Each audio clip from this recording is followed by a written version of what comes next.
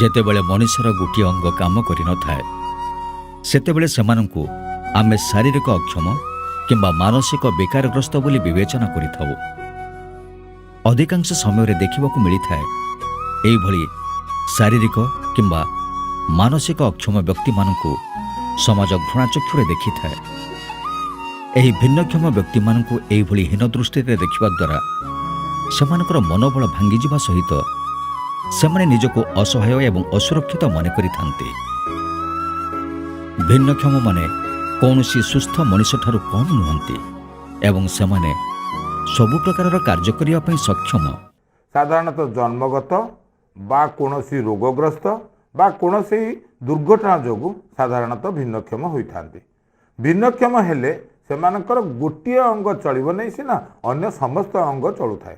ତେଣୁ ସମାଜରେ ତାଙ୍କୁ ଯଦି ଠିକ୍ ସମୟରେ ଆମେ ଗଢ଼ିବା ସେମାନେ କୌଣସି ଅନ୍ୟ ସମସ୍ତ ପ୍ରକାର ସକ୍ଷମ ଲୋକଙ୍କଠାରୁ ଅଲଗା ରହିବେ ନାହିଁ। ଭିନ୍ନକ୍ଷମମାନଙ୍କୁ ଉପଯୁକ୍ତ ଚିକିତ୍ସା କରିବା ଦ୍ୱାରା ଏମାନେ ସୁସ୍ଥ ହେବାର ଯଥେଷ୍ଟ ସମ୍ଭାବନା ରହିଥାଏ। ତେଣୁ ନିୟମିତ ଔଷଧ ସେବନ ସହିତ ଫିଜିଓଥେରାପି କରିବା ଦ୍ୱାରା ଅଧିକାଂଶ ସ୍ଥାନରେ ଏମାନେ ଭଲ ହେବାର ନଜିରମାନ ରହିଛି। Physiotherapy it's a profession, it's a medical or paramedical sector in which we were giving the service without medicine or without surgery. There are a lot of things are here. We are giving the mechanical or manual technique. In manual technique, we are giving the stretching exercises, muscle strengthening exercises, joint range of motion exercises we are giving. Machinery technique or mechanical technique, we are giving the TENS, we are giving the ultrasound machine, we are giving the traction machine. It will be very helpful for the patient. ଭିନ୍ନକ୍ଷମମାନେ କୌଣସି ସୁସ୍ଥ ମଣିଷଠାରୁ କମ୍ ନୁହନ୍ତି। ଏହାକୁ ପ୍ରମାଣିତ କରିବା ପାଇଁ ଓଡ଼ିଶା ରାଜ୍ୟ ସରକାର ବିଭିନ୍ନ ପଦକ୍ଷେପମାନ ନେଇଛନ୍ତି। ଓଡ଼ିଶାରେ ସମସ୍ତ ଜିଲ୍ଲାମାନଙ୍କରେ ବିଭିନ୍ନ ସ୍ୱେଚ୍ଛାସେବୀ ଅନୁଷ୍ଠାନମାନଙ୍କ ସହାୟତାରେ ଭିନ୍ନକ୍ଷମମାନଙ୍କ ଉନ୍ନତି ପାଇଁ ସରକାର ଉଦ୍ୟମ କରି ଆସୁଛନ୍ତି। ସେଥିପାଇଁ ସରକାର ଗଠନ କରିଛନ୍ତି ସାମାଜିକ ସୁରକ୍ଷା ଓ ଭିନ୍ନକ୍ଷମ ସଶକ୍ତିକରଣ ବିଭାଗ। ସରକାର ସମ୍ପୂର୍ଣ୍ଣ ମାଗଣା ପିଲାମାନଙ୍କୁ ଟ୍ରିଟମେଣ୍ଟ ଦେବା ସହିତ ବିଭିନ୍ନ କ୍ଷେତ୍ରରେ ସମସ୍ତ ଦାରିଦ୍ର୍ୟ ଦୂରୀକରଣ ଯୋଜନାରେ 5% ରିଜର୍ଭେସନ୍, ଚାକିରି କ୍ଷେତ୍ରରେ 4% ରିଜର୍ଭେସନ୍, ଶିକ୍ଷା କ୍ଷେତ୍ରରେ 5% ରିଜର୍ଭେସନ୍। ଯେତେବେଳେ ଜଣେ ଭିନ୍ନକ୍ଷମ ବ୍ୟକ୍ତି ସକ୍ଷମ ଲୋକକୁ ବିବାହ ହେଉଛନ୍ତି ମ୍ୟାରେଜ୍ ଇନସେଣ୍ଟିଭ୍ 2.5 ଲକ୍ଷ ଟଙ୍କା ଦିଆଯାଉଛି। ତେଣୁ ଇଏ ସବୁ ସୁବିଧା ରହିଛି। ତା ଛଡ଼ା ଥେରାପିଟିକ୍ ଟ୍ରିଟମେଣ୍ଟ ଦିଆଯାଉଛି, ଆର୍ଲି ଇଣ୍ଟରଭେନସନ୍ ସେଣ୍ଟର ରହିଛି ଯେଉଁଥିରେ କି ବହୁ ଟ୍ରିଟମେଣ୍ଟ ଦିଆଯାଉଛି ମାଗଣାରେ। DDRC, ARC ଏବଂ ବିଭିନ୍ନ ଯେଉଁ ଅନୁଷ୍ଠାନ ରହିଛି ଆମର ସେଥିରେ ଅଙ୍ଗ ପ୍ରତ୍ୟଙ୍ଗ ବିଭିନ୍ନ ଯେଉଁ ସାହାଯ୍ୟକାରୀ ଉପକରଣ ରହିଛି ତାକୁ ଦିଆଯାଉଛି। ଏବଂ ତା ଛଡ଼ା ପ୍ରତ୍ୟେକ ବ୍ଲକରେ ଆମର BSSO ଅଛନ୍ତି, ପ୍ରତ୍ୟେକ ଜିଲ୍ଲାରେ DSSO ଅଛନ୍ତି। ସେମାନଙ୍କୁ ଆପଣ ଦେଖା କରିପାରିବେ। ଆପଣଙ୍କର ଯେଉଁ ଆମର ୱେବସାଇଟ୍ ଅଛି ସରକାରୀ ୱେବସାଇଟ୍ ସେଠିକି ଯାଇକି ମଧ୍ୟ ଆପ୍ଲିକେସନ୍ ଦେଇପାରିବେ। ଗଜପତି ଜିଲ୍ଲାରେ ଭିନ୍ନକ୍ଷମମାନଙ୍କୁ ସହାୟତା କରିବାର ଗୁରୁଦାୟିତ୍ୱ ନେଇଛି ସ୍ୱେଚ୍ଛାସେବୀ ଅନୁଷ୍ଠାନ CCD। With the support of SSPD, we can find the different type of equipment like ultrasound. This is called actually ultrasound machine. It will work actually in pain control and decrease of the pain swelling, improvement of the muscle function also. And this is called actually TENS, which will be giving actually in neuro patient some type of actually paralysis or motor paralysis. We can give the TENS or MST machine. The last one is the muscle stimulation. This type of also one type of stimulation machine. Restriction. Here the patient can sit and do the movement upwardly and downwardly. Then only it will be improvement the shoulder joint movement. This is actually shoulder wheel.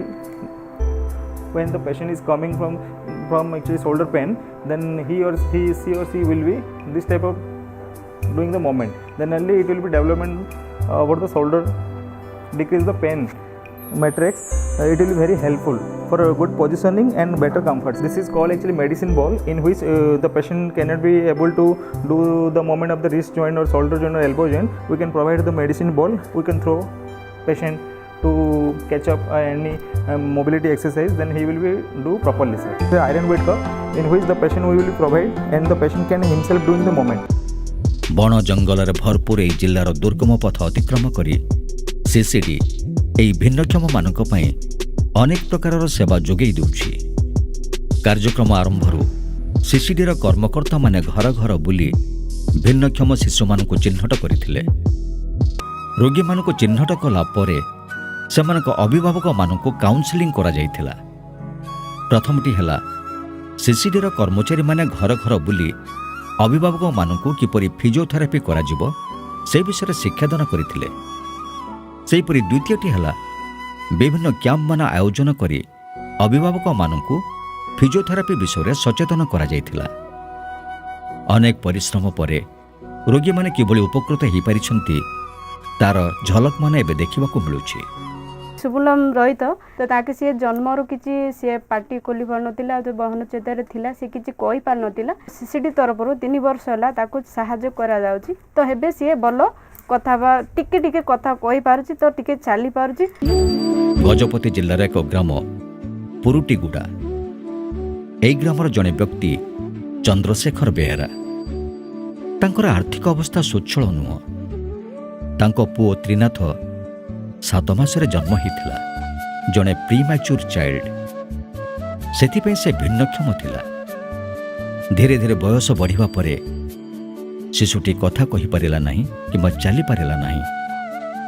अनेक स्थान को नहीं चिकित्सा करि सारिथिले मध्य तांको पुओर उन्नति हो पारि नथिला। गत 3 वर्ष हैला सीसीडी पक्षरु तांको पुओ को फिजियोथेरापी रे शामिल करा जायछि। जन्म होला परे तार अवस्था गुरुत्वर थिला सर बिल्कुल चलबार ना कथा मध्य कहबार ये नथिला साहस नथिला चल पार नथिला मु मध्य किछि नै पार मु क्वाड मेडिकल को मध्य नवा शक्ति किछि नै सर सीसीडी रो सार मान आसिले तापरे पाळाखिंडी मध्य डकै थिले तापरे मासक थरे आछंती सार अंके एक्सरसाइज टिक बतै जाउछंती से अन जाई करूछु पिलाटा टिक डेवलपमेंट है कि चली पारछि सर। सुजित एवं सुमित दुई जमज भ्राता गजपति जिलार काशीनगर ग्राम में बास करते। दुई जन कंजिनेंटाल सीपी रोग आक्रांत। सुजितर उपर अंश सुस्थ थिला बेले तल अंश आक्रांत। गोड़ दुईटी ठीक भाव में काम करूना। पादगुड़िक बंका थिबारु चलिबा कष्ट। सुनील उभय उपर एवं तल अंश आक्रांत तेणु से हाथ में किछि धरिबा कष्ट। पादगुड़िक समस्या थिबारु चलिबा संभव नुहे। सीसीडी तरफरु गत 1 वर्ष हैला एई योजना रे शामिल करा जायछि। तांकु क्रमागत भाव में सेमानकु फिजियोथेरापी अभ्यास करा जाउछि। सेमानक शरीर रे आधुनिक जंत्र सबु व्यवहार करा जाय चिकित्सा करा जाउछि। क्रमागत भाव में सेमानकर उन्नति परिलक्षित होउछि। 13-14 वर्ष हेलानी एबे सीपीकेएस बोलकरी डिक्लेयर करछन डॉक्टर माने 2-3 जगह फिजियोथेरापी हल भी करा हितला मेडिसिन पत्र खाइले भी कोटा इंप्रूवमेंट किछ नथिला। एबे 1 ईयर हला एबे सीसीडी तरफ आसी ट्रीटमेंट करछन सर आसी करलाटू तांके कहबा सिस्टम जाको भल अछि तांकर एक्सरसाइज मूवमेंट भल अछि तांके जो कहउचंदी सिस्टम जाको बोले एक्सरसाइज करले पिलानु भल दुसी बोली मते आईडिया आछि। गजपति जिल्लार अन्य एक गाँ अणाबर एई ग्राम रे बास करछन्ते कृष्ण भूया। से 100% दृष्टिहीन। तांकर पत्नी मध्य 70% अक्षम। समानक पुत्र केशव मध्य भिन्नक्षम। सीसीडी द्वारा केशवंकर चिकित्सा 1 वर्ष पूर्व आरंभ करा जायथिला।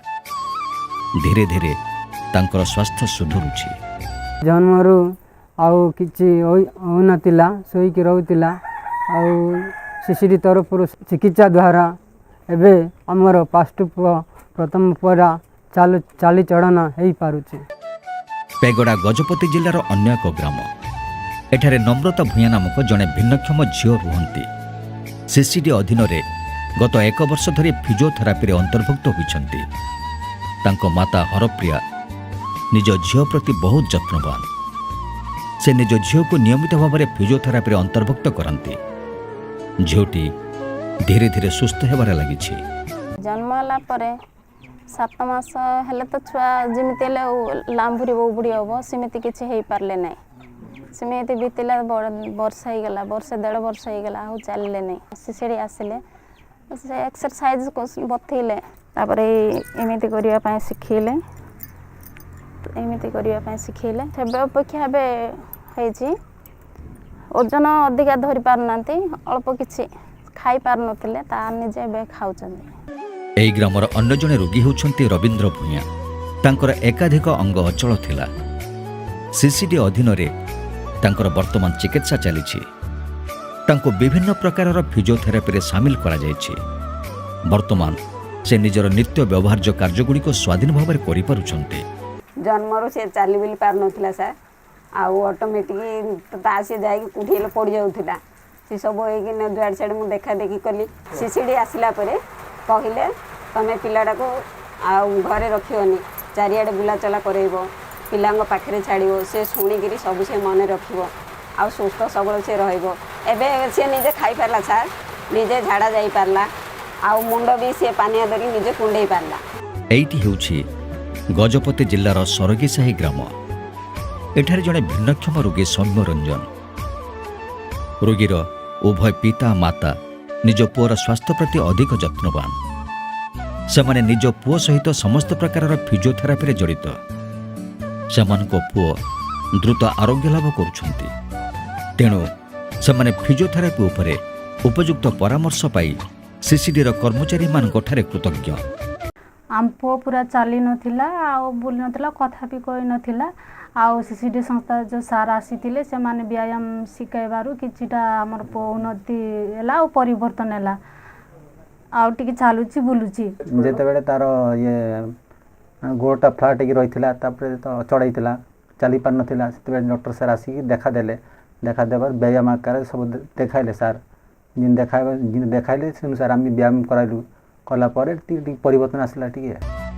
ବର୍ତ୍ତମାନ ଗଜପତି ଜିଲ୍ଲାର ବିଭିନ୍ନ ଗ୍ରାମମାନଙ୍କରେ 56 ଜଣ ଭିନ୍ନକ୍ଷମ ଶିଶୁଙ୍କୁ ସିସିଡି ତରଫରୁ ଚିକିତ୍ସା ଯୋଗାଇ ଦିଆଯାଇଛି। ଏହି ଅକ୍ଷମ ପିଲାମାନଙ୍କର ଚିକିତ୍ସା ପାଇଁ କର୍ମଚାରୀମାନେ ନିୟମିତ ଭାବରେ ଗ୍ରାମଗୁଡ଼ିକ ପରିଦର୍ଶନ କରିଥାନ୍ତି। ଅଧିକାଂଶ କ୍ଷେତ୍ରରେ ରୋଗୀମାନେ ଦ୍ରୁତ ଆରୋଗ୍ୟ ଲାଭ କରୁଛନ୍ତି। ଆମେ ବିଭିନ୍ନ ଖେଳଣା, ବିଭିନ୍ନ ମାଟେରିଆଲ ମାଧ୍ୟମରେ ପିଲାମାନଙ୍କୁ ଫିଜିଓଥେରାପି ଆଉ ତାଙ୍କର ଏଡିଆଲ ଆକ୍ଟିଭିଟି ଗୁଡ଼ାକ ଶିଖାଉଛୁ। ଆଉ ପିଲାକୁ ଏଇସବୁ ଜିନିଷ ଦେବା ଦ୍ୱାରା ତାର ସେ କଲର୍ ଆଇଡେଣ୍ଟିଫିକେସନ୍ କରିପାରିବ। ସେ ହାତ ଯଦି ତାର ଆଙ୍ଗୁଠି ଖୋଲୁନି, ସେଇଟା କରିବା ଦ୍ୱାରା ତାର ଆଙ୍ଗୁଠି ଖୋଲା ହେଉଛି, ତାର ମାସଲ୍ ମଜବୁତ ହେଉଛି, ଆଉ ସେ ପିଲାର ମାନସିକ ବିକାଶ ମଧ୍ୟ ପାଉଛି। ଏଇଟା ଟ୍ରାଇବାଲ ବେଲ୍ଟ ହୋଇ ସୁଦ୍ଧା କିନ୍ତୁ ଆମର ଫିଜିଓଥେରାपिଷ୍ଟ ମାନେ ଯେଉଁ ବହୁତ ଦୂର ଦୂର ଜାଗାକୁ ଯାଇ ସେମାନଙ୍କର ମାଆ ମାନଙ୍କୁ ବା ତାଙ୍କର ପ୍ୟାରେଣ୍ଟସ୍ ମାନଙ୍କୁ ତାଙ୍କୁ ଏକ୍ସରସାଇଜ କେମିତି କରାହେବ, କେମିତି ଡେଭଲପମେଣ୍ଟ କରାଇ ପାରିବ, ଏବଂ ଏଗୁଡ଼ା ସବୁ ଟ୍ରେନିଂ ଦେଇ ସାରିଲା ପରେ ଏମାନେ ତ ସବୁବେଳେ ବୁଲି ପାରିବେନି, କିନ୍ତୁ ତାଙ୍କର ପରିବାର ଶିଖିଲା ପରେ ସେମାନେ ନିଜେ କେମିତି ଡେଭଲପ୍ କରିକି ଅତି ରାପିଡ଼ଲି ଇମ୍ପ୍ରୁଭ୍ ହେଉଛି। ଏଇଟା ପ୍ରତି ମାସେ 2 ମାସକୁ ଥରେ ବୁଲିକି ସେମାନେ କେମିତି ଡେଭଲପ୍ କରୁଛନ୍ତି, ଫିଜିଓଥେରାପି କେମିତି ଦିଆହେଉଛି, ସେ ପିଲାମାନେ କେମିତି ତାଙ୍କର ଇମ୍ପ୍ରୁଭମେଣ୍ଟ ହେଉଛି, ଇଣ୍ଟେଲେକ୍ଚୁଆଲ ତାଙ୍କର ମସଲ୍ସର କେମିତି ଇମ୍ପ୍ରୁଭମେଣ୍ଟ ହେଉଛି, ଏସବୁ ଗୁଡ଼ାକ ଆମେ ତଦାରଖ କରୁଛୁ। ସିସିଡି ତରଫରୁ ପ୍ରକୃତରେ ତାଙ୍କୁ 25 ଜଣ ଏବେ ଆମର ସର୍ଭିସ୍ ଦିଆଯାଉଛି, କିନ୍ତୁ ପ୍ରକୃତରେ 56 ଜଣ ତାଙ୍କର କଭର୍ କରୁଛନ୍ତି। ତେଣୁ ଆମେ ବି ଗଭର୍ଣ୍ଣମେଣ୍ଟକୁ ରିକ୍ୱେଷ୍ଟ କରିଛୁ ଯେ ତାଙ୍କର 25 ଇଏରୁ ଅଧିକ କରିକି ଆମକୁ 56 ଜଣକୁ ଟାର୍ଗେଟ୍ ଦିଆଯାଉ ଏଚ୍ ପାଇଁ। I am glad to have this project because we are reaching at the hilltop villages and providing home services. On mobile therapy unit, we are able to reach every household, and whereby the services at the house, at the doorstep. And thanks for the opportunity given by SSPD. And from these children, the results after this physiotherapy, we were able to observe around 18 children are able to improve their mobility, and the parents are very happy and the children are also happy. And with this small period of 2 years also, we are also happy that there is a change in this child movement, and it's very thanks to the SSCPD and also district authorities, and also thanks to the community people also who are supporting, who are also training. Parents are getting trained with this on physiotherapy and supporting their child for their mobility. ମୁଁ ତ ସିସିଡିକୁ ଧନ୍ୟବାଦ ଦେବି ଯିଏ କି ବିଭିନ୍ନ ସମୟରେ ସଚେତନତା programme କରୁଛନ୍ତି ଲୋକମାନଙ୍କୁ। ଯେଉଁ ଆପଣ ଦେଖିବେ ଉପାନ୍ତ ଅଞ୍ଚଳରେ ଯେଉଁଠିକି କମ୍ୟୁନିକେସନର ସୁବିଧା ନାହିଁ, ଲୋକ ଜାଣିନାହାନ୍ତି, ପାଠଶାଠ ପଢ଼ିନାହାନ୍ତି, ତ ସେଠି ସେମାନଙ୍କ ପାଖକୁ ଯାଇକି ତାଙ୍କୁ ସଚେତନ କରିବା ସରକାରଙ୍କର ସୁବିଧା ସୁଯୋଗ ବିଷୟରେ, ଏବଂ ସବୁଠାରୁ ବଡ଼ କଥା ହେଉଛି ସେମାନଙ୍କୁ ଟ୍ରିଟମେଣ୍ଟ ଦେବା ମଧ୍ୟ କରୁଛନ୍ତି। ବାସ୍ତବରେ ସରକାରଙ୍କର ଏହି ପ୍ରକାରର କାର୍ଯ୍ୟକ୍ରମ ଅନେକ ଭିନ୍ନକ୍ଷମଙ୍କୁ ସକ୍ଷମ କରିପାରିବା ସହିତ ସେମାନଙ୍କୁ ସମାଜର ମୁଖ୍ୟ ସ୍ରୋତକୁ ଆଣିବାରେ ସକ୍ଷମ ହୋଇପାରିଛି।